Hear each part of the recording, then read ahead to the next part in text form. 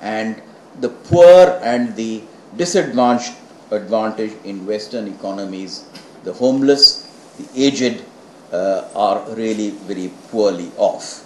So the Western model really did not appeal to them all that much. The Scandinavian model, on the other hand, did appeal to them enormously and is still a subject of close study. But the conclusion was that the Scandinavians are far too advanced economically for it to be a realistic model to look at right now.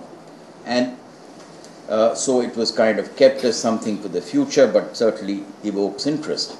In terms of the developing nations, I think we will be somewhat, what is the right word? We may be somewhat aghast to find that the Chinese analysis of the Indonesian democracies is, to put it quite bluntly, as a sham democracy.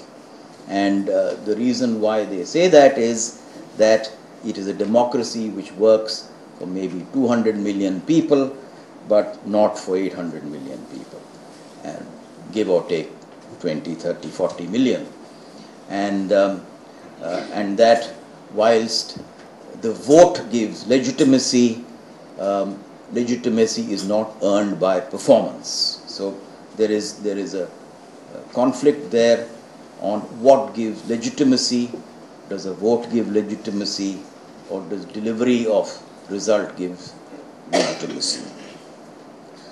The East Asian, finally, democracies are, of course, a matter of close interest because they are, of course, culturally all attuned to China. They are an offshoot of Confucian civilization, so they are all very, very close to China's own understanding, and so they are very close to China.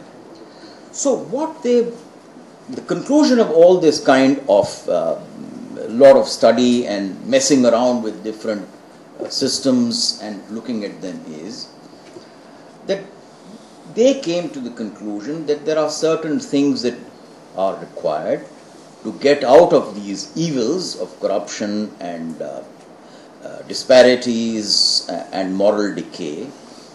And these things that need doing are, for example, establishment of transparency, establishment of accountability, establishment of rule of law, establishment of public participation in government. These things need to be done. But do they need to be done through Western type elected one man, one vote democracy was the question. And their answer to that question was no.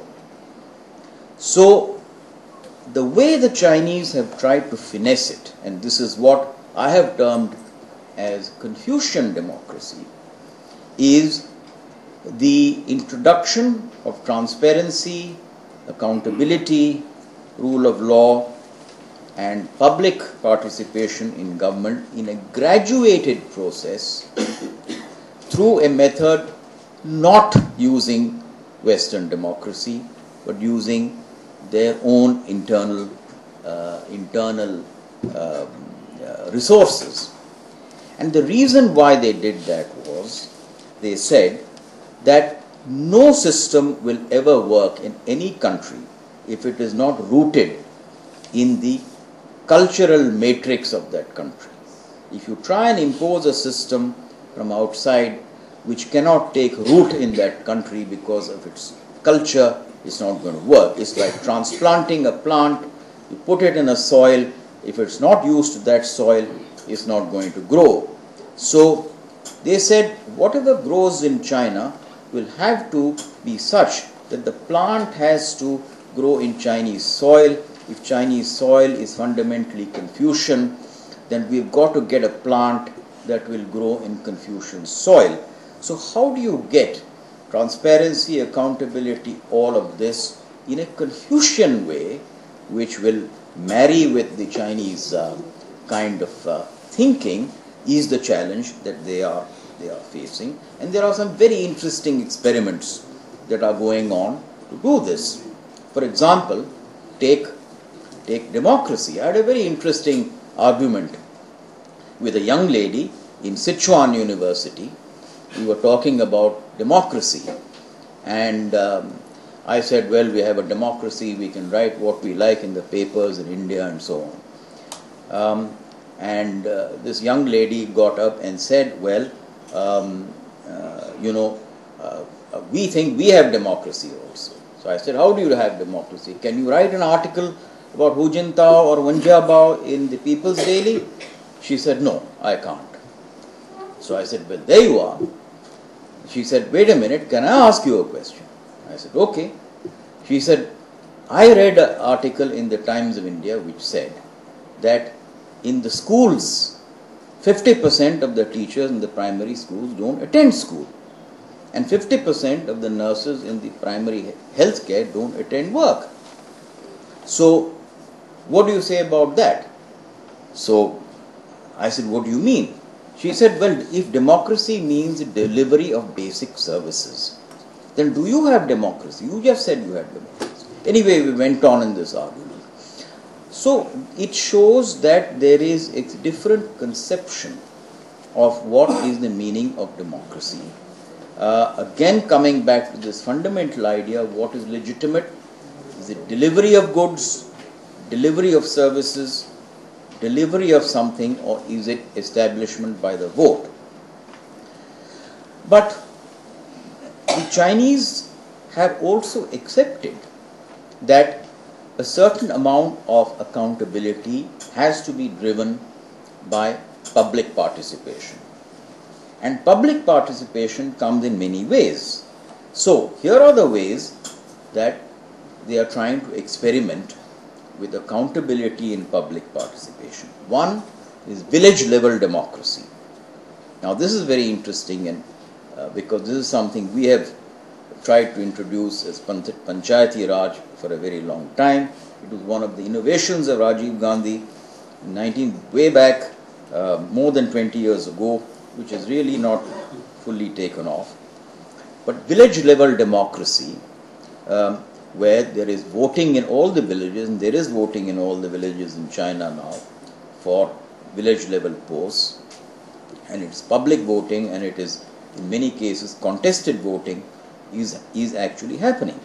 And this is where actually the delivery of the goods like milk and water and electricity and education and health services is taking place. Second is what is known as inner party democracy, which means that within the Communist Party, and there are 74 million members of the Communist Party, it's a very large organization, and it's strangely enough very similar to the Mandarinate of imperial times. Imperial China was run by a Mandarinate, which was a highly educated group of people, but it was a self-appointed and self-perpetuating group, unelected. It was very similar to what the Communist Party is, except, as I said, at the village level now, there are elections. So, inner party democracy is a very complicated way where the party membership is kind of promoted from rung to rung by a combination of acceptability and performance. And if you think there is something strange about it, it's not strange, because that's what happens in corporate organizations. Now, corporate organizations don't have elections, so you rise in a corporate hierarchy through a mixture, hopefully if it's well-run organization, through a mixture of performance and acceptability.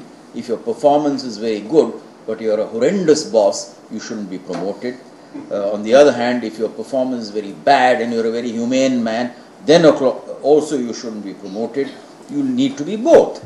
So in that kind of a rough logic, the inner party democracy works to promote what one might call a kind of acceptable meritocracy, if I might put it that way. The third innovation is what is known as consultative democracy or deliberative democracy. These are very fancy words coined by West